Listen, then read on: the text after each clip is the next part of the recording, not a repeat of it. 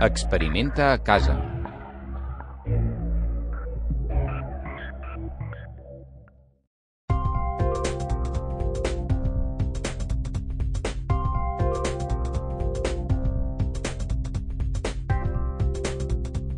La pressió atmosfèrica l'origina el pes de la columna d'aire que tenim damunt nostre. Per això, disminueix amb l'alçada.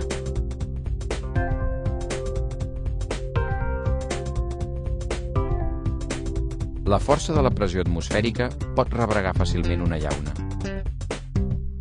El vapor d'aigua expulsa l'aire.